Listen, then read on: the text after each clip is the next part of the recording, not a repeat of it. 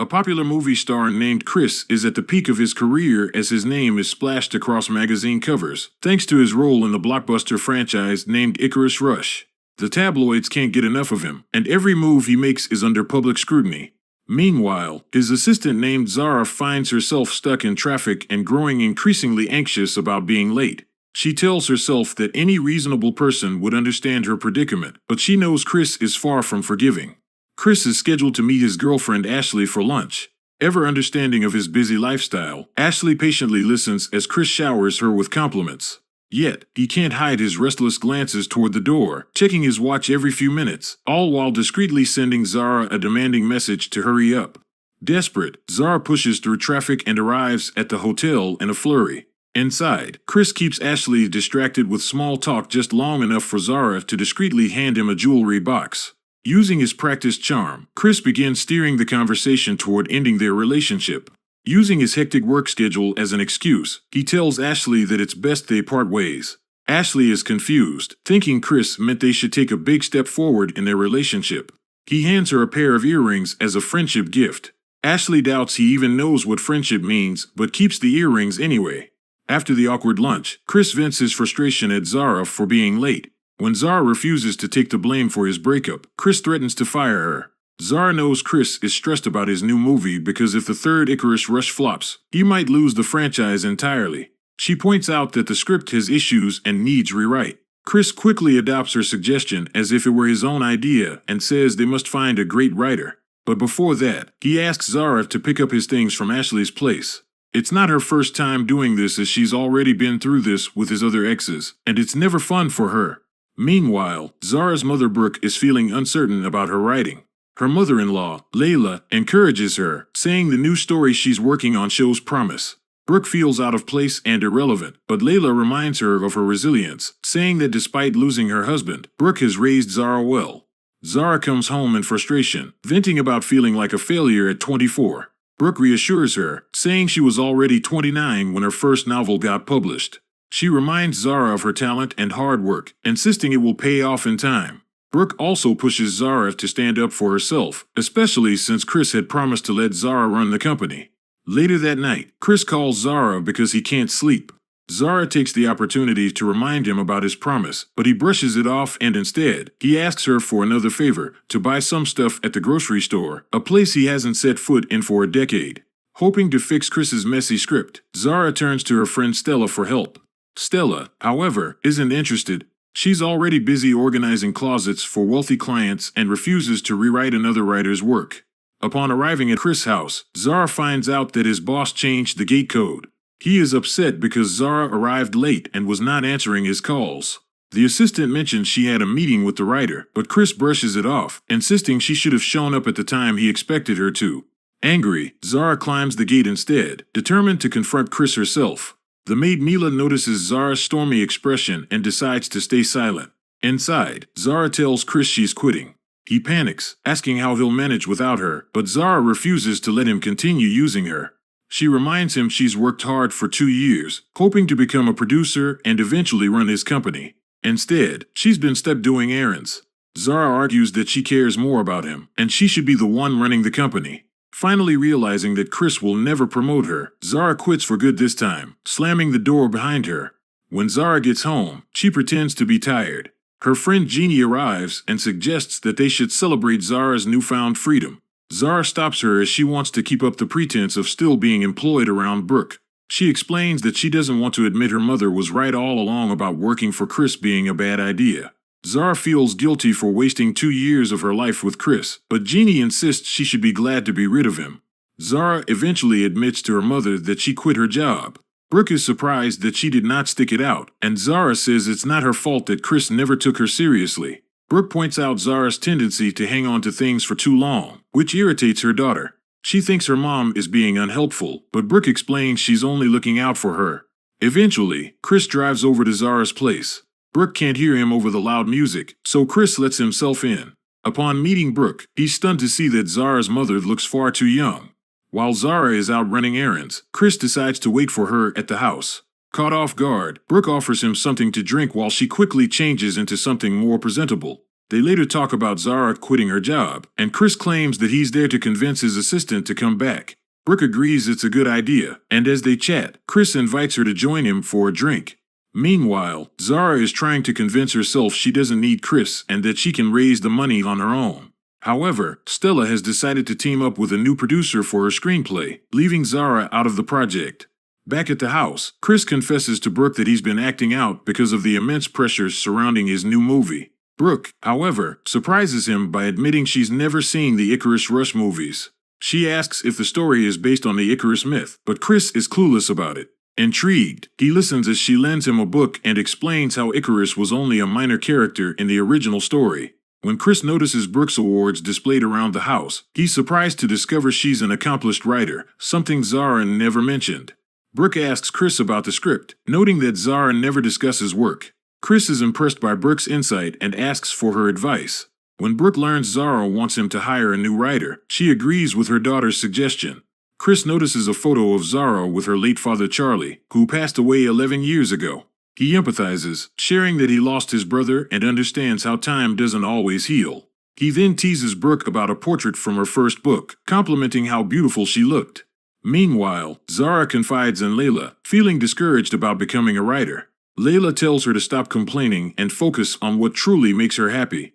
Back at the house, Chris and Brooke laugh about rumors of him having quad implants. Chris jokingly lets her feel them, and Brooke admits they seem real. He then shares that he once had chin surgery after an on-set accident, and Brooke recalls breaking her hand playing football as a child.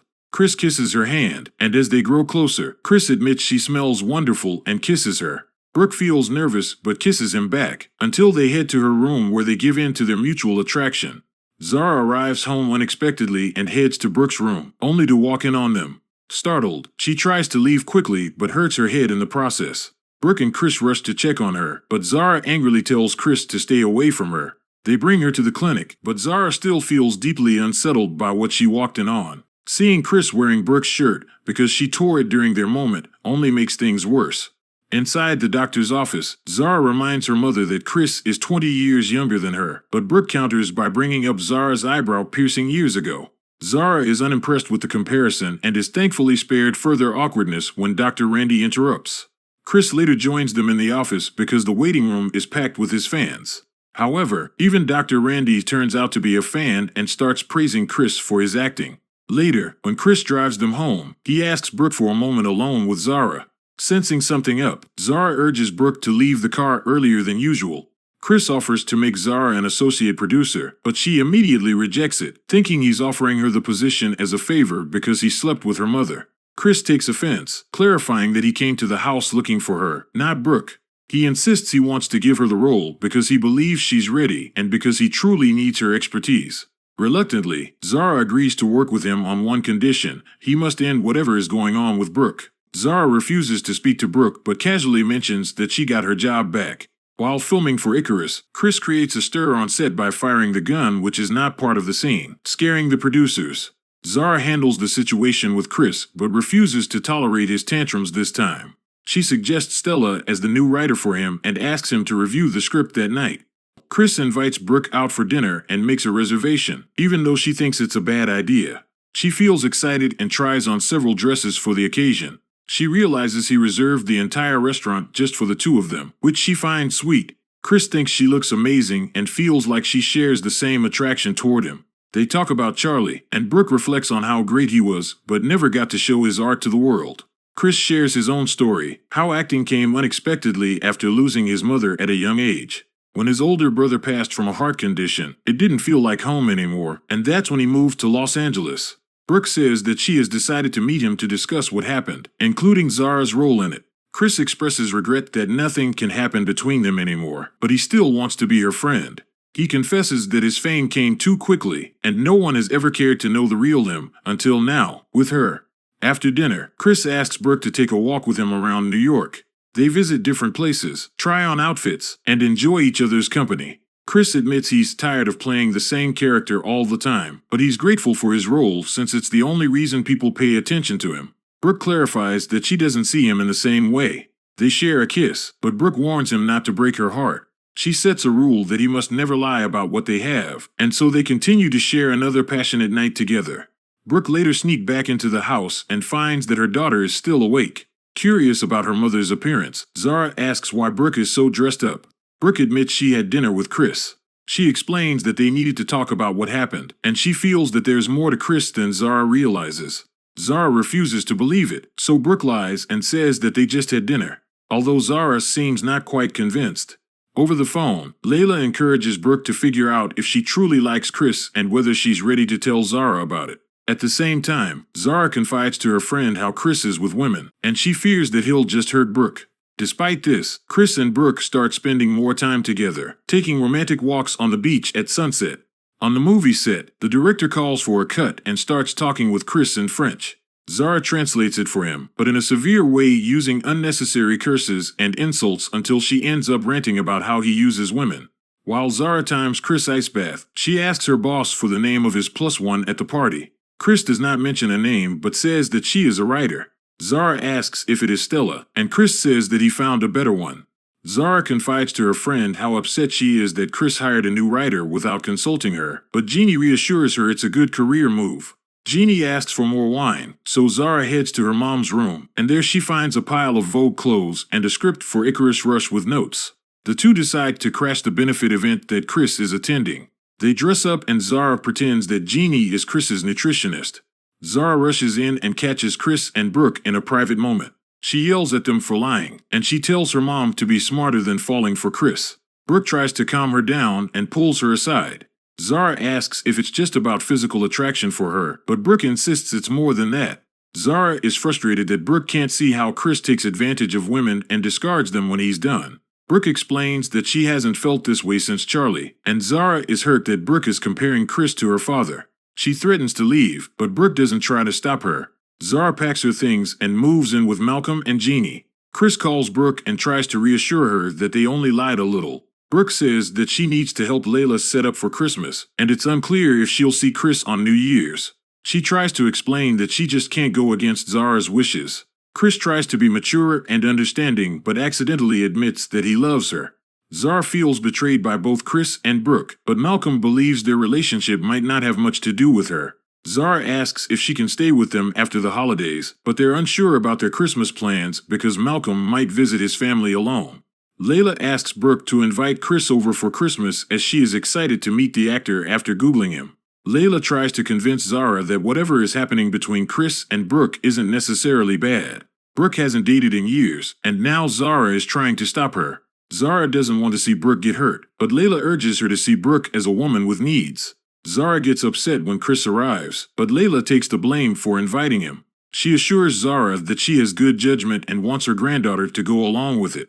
During dinner, Layla shares a wild story from an adventure in the desert, and they all laugh about it. Chris tells Layla that he's never done anything like this in real life. He thanks them for having him over since he hasn't had a true family Christmas in a long time. Layla thinks Chris is great and she can tell that things are getting serious. However, Brooke is afraid of repeating what she had with Charlie. Layla doesn't know about the issues they had before Charlie was diagnosed.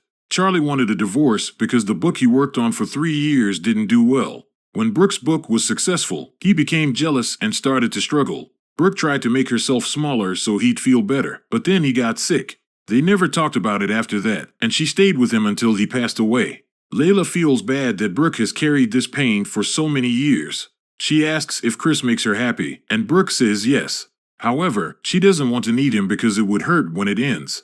Layla encourages her not to focus on the end and to do what feels right.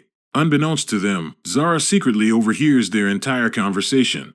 Layla loves the scarf Chris gave her, and even Zara seems to have warmed up to him. Chris gives Brooke a book with all her essays and works compiled, and even Zara admits it's very sweet. They decide to head home, and Chris gives Layla one last hug. Zara puts some bags in the car and notices something red in Chris's bag. She opens it to find the same earrings that he always gives to his exes after a breakup. She feels disappointed but keeps quiet around Brooke. Once home, Zara picks up Chris's bag before heading to the kitchen. She feels bad that Chris almost fooled her this time. She tells Brooke about the diamond earrings she found, which Chris always buys after a breakup. Chris tries to explain that he wanted to give it to Brooke, but only as a gift. Zara stops him and asks if he also took Brooke to New York. Realizing his scheme, Brooke asks Chris to leave.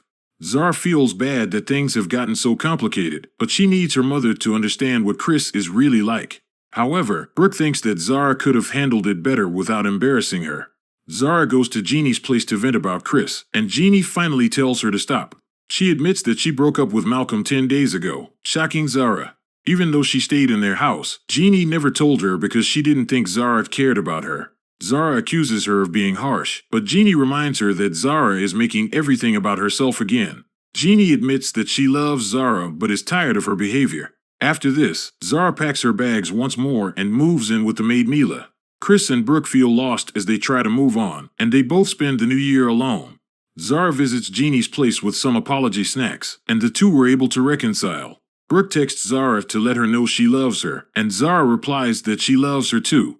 One day, Zara finds out that Chris is panicking in his trailer because he's afraid of portraying the good guy. Everyone he cares about seems to hate him, but then Zara reassures him that Brooke doesn't hate him, she's just busy preparing for her move to Princeton to teach the spring semester. Chris tries to explain that the earrings don't mean anything, and that he accidentally bought them out of habit. He also explains that the New York lot is the only place where he can escape from photographers. Zara apologizes, and Chris admits that he has fallen in love with Brooke. The next day, while Brooke is preparing for Princeton, Zara comes over and asks if her leaving has something to do with Chris. Brooke denies it. Zara compares the difficult things that Chris made her do to the more difficult things that her mother had done for her when she was younger. Zara remained a miserable teen after her dad passed away, but Brooke was always there for her. She wants Brooke to be happy and feel alive again. However, Brooke insists that the thing with Chris is over. One day, Zara takes Chris to a grocery store. He is surprised that no one recognizes him and gets excited about shopping. Layla brings Brooke to the same store and asks her to get horned melons. Chris runs into her, and that's when they realize Zara's plan. All three of them apologize and admit their love for each other. Zara wants them to have a real chance and leaves them alone. Chris admits he wants to be with Brooke and has decided to stop taking people for granted. They kiss passionately, and Zara makes sure to add some smoke effects around them, asking the manager to let them stay as long as they want. 1 year later, Brooke has completed her yet another successful book. Meanwhile, Zara continues to rise in the ranks and now has her own assistant. She keeps engaging in friendly banter with Chris at work, although this time, she sees him as family. Did you like our movie recap? Please don't forget to like and subscribe to our channel. To be updated for new movie recaps, hit the notification bell.